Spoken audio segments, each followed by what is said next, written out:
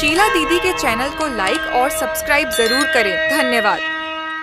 कजरी ये भैया कजरी हो, कजरी ये भैया कजरी हो, काहे बिना कजरी हो, काहे बिना बदरी, काहे बिना गगरी सोहत नइखे, काहे बिना गगरी सोहत नइखे।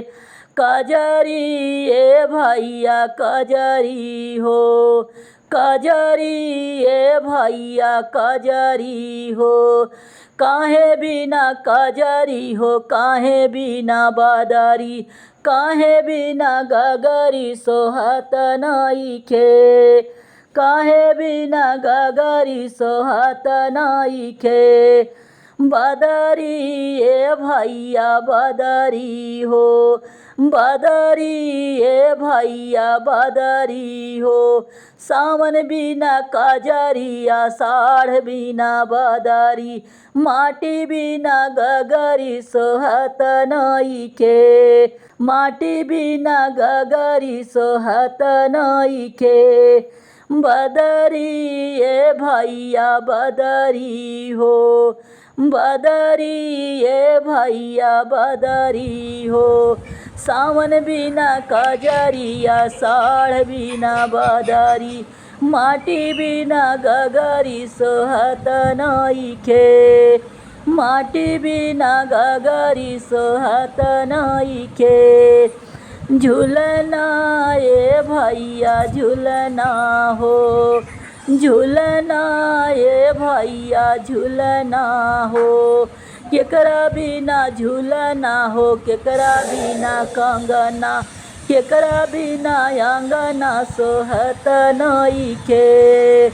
झूलना ये भैया झूलना हो, झूलना ये भैया झूलना हो, केकरा बिना झूलना हो, केकरा बिना कंगना, केकरा बिना अंगना सोहत नइखे, केकरा बिना अंगना सोहत नइखे।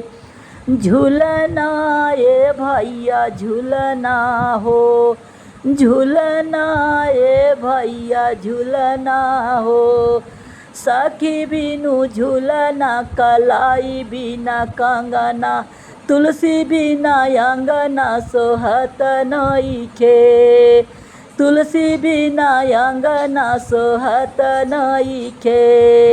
झूलना ये भैया झूलना हो, झूलना ये भैया झूलना हो, सखी बिना झूलना कलाई बिना कंगना, तुलसी बिना अंगना सोहत नइखे, तुलसी बिना अंगना सोहत नइखे।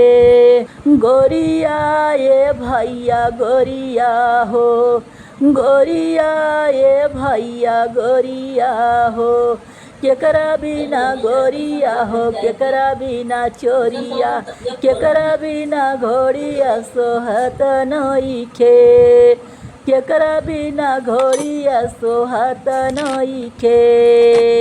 गोरिया ये भैया गोरिया हो, गोरिया ये भैया गोरिया हो, लाछ बिना गोरिया या धरिया बिना चोरिया, चाल बिना घोड़िया सोहत नइखे, चाल बिना घोड़िया सोहत नइखे।